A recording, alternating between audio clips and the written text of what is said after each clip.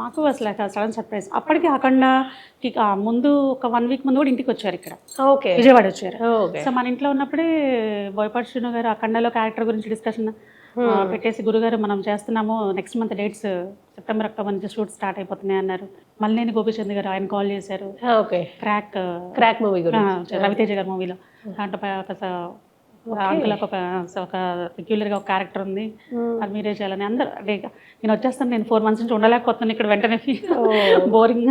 మరి అంతే కదండి, సినిమాల్లో బిజీగా ఉండేవారు, సైలెంట్ గా క్వైట్ గా ఉండాలంటే చాలా కష్టం. అప్పటికి 1-2 years నుంచి నేను ఇంకా రెస్ట్ అదే ఆపేద్దాము ఇంకా అనుకుంటున్నాను. ఈ మూవీస్ తగ్గుతున్నాయి ఇదివరకు అంతా, లేదంటే అలా చేయాలంటే అదే గ్యాప్గా ఉంటే ఏ వర్క్ లేకుండా సరే ఏదన్నా అందుగా వచ్చేస్తాను, రిటైర్మెంట్ తీసేసుకుంటాను అలా అనుకునేవాళ్ళు. కానీ బట్ ఒక 2-3 movies వెంటనే ఆఫర్స్ వచ్చేసి మళ్ళీ రిటైర్మెంట్ మాట మర్చిపోయేవాళ్ళు. అదేలేండి, ఖాళీగా ఉన్న టైంలో అలా అనిపించేది. తర్వాత మళ్ళీ వెళ్ళేవారు. అవును.